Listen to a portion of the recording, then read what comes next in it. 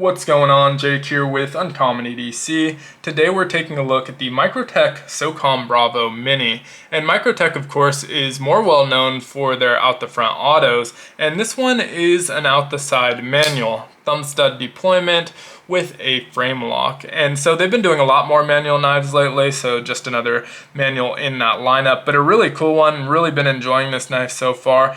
And this is just kind of initial overview. There's not a lot of videos on this one, so I figured I'd get one out, but I will revisit it in the future. Now, before we get too far into the knife, I did want to point out the packaging. Not something I normally talk about on the channel, but this one's so different from the normal Microtech packaging that I thought it was worth mentioning the reason why. So typically you'll see that Microtech logo in that metallic red, same thing we're seeing here in gold on those boxes, and this one also happens to be circled by a dragon, a bunch of other embellishments on the box.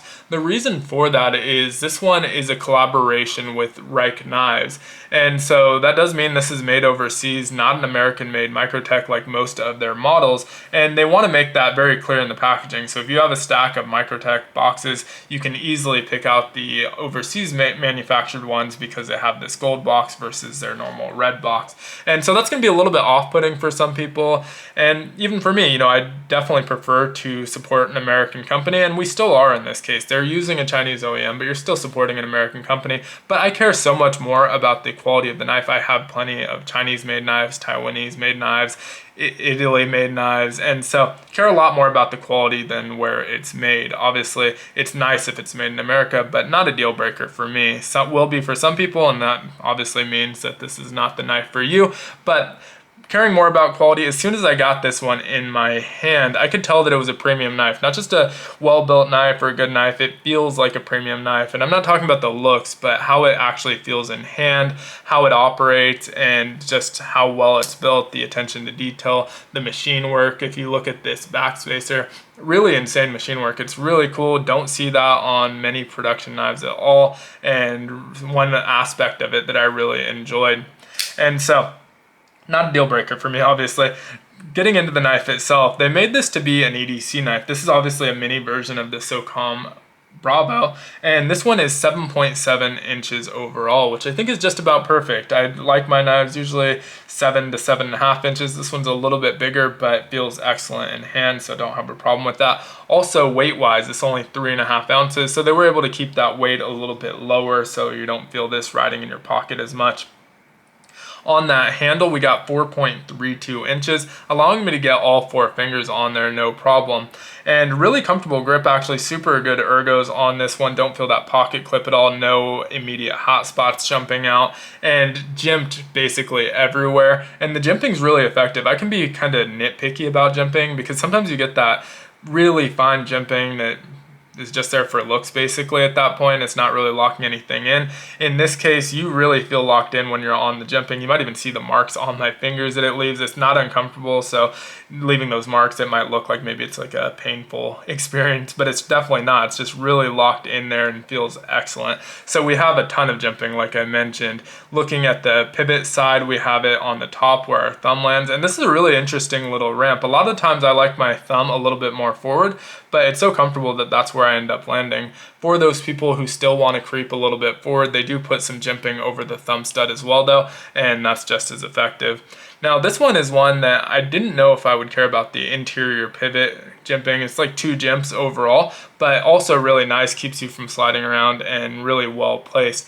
The jimping towards the back near the pocket clip and lanyard hole are just as effective, but I don't really notice them as much. I notice where my fingers are landing at the front. I'm kind of clinched down on those, but they're not super noticeable, but they're definitely adding some additional grip. And then the machine work on that back spacing does effectively add a couple more jimps. These ones don't act as much like jimping as the other ones because they don't extend to the carbon fiber inlays, and so you don't feel them quite as much, but still not nice that they're there. Another thing that I really like is the groove right here. It gives you really nice access to that frame lock, but also just kind of naturally guides your thumb to where you need to press on the thumb stud. So if you've never used a thumb stud before, which is probably unlikely if you're buying this knife, but it really just naturally guides you to flicking that open very, very easily. And the detent on mine is perfect.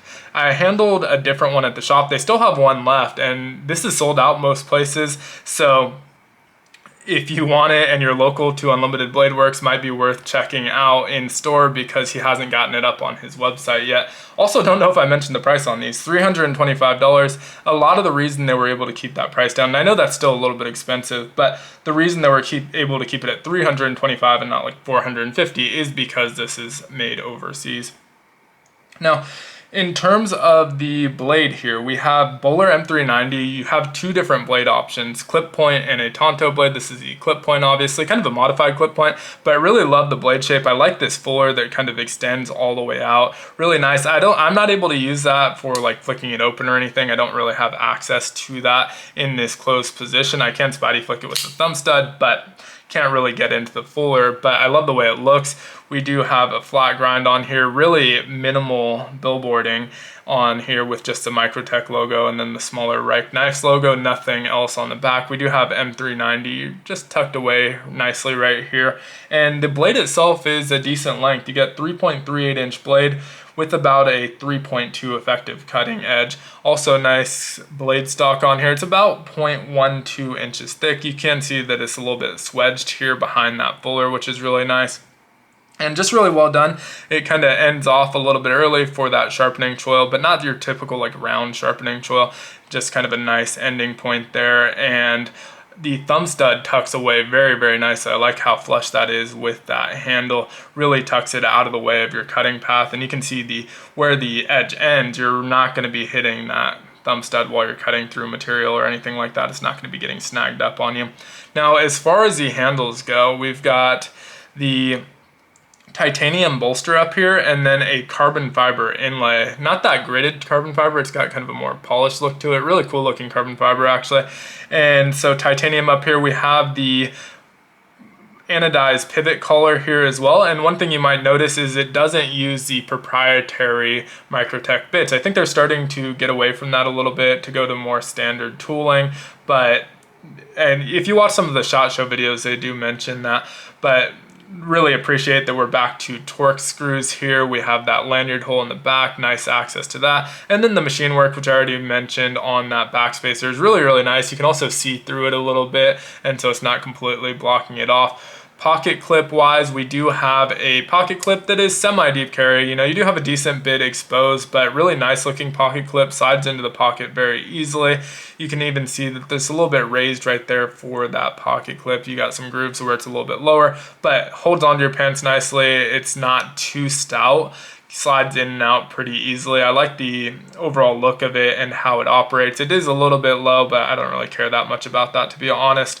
And so overall, it's on bearings, so the action is super smooth. You can see it just flicks out of there. I have heard people complain about it being a little bit too locked up and the detent being a little bit heavy. For me, I handled both knives and both of them were basically identical and spot on exactly where I'd want to be. Obviously, everyone's preferences are a little bit different. I also remember seeing with the original Bravo that some of the blades had a little bit too of a light detent and you can kind of shake the blade out of there. Obviously not the case with this one. So really cool knife, really excited about this one. We'll revisit this one again in the future, but since there weren't a lot of videos out on it, I just wanted to put something out, share it. I was pretty excited about this one. I've only picked up probably 10 knives so far this year. Obviously, we're not that far into the year, but really by far my favorite modern locking knife that I've picked up. Would love to hear your thoughts on this one down in the comments below though. And if you enjoyed the video, definitely consider liking, commenting, subscribing, and hitting that notification button.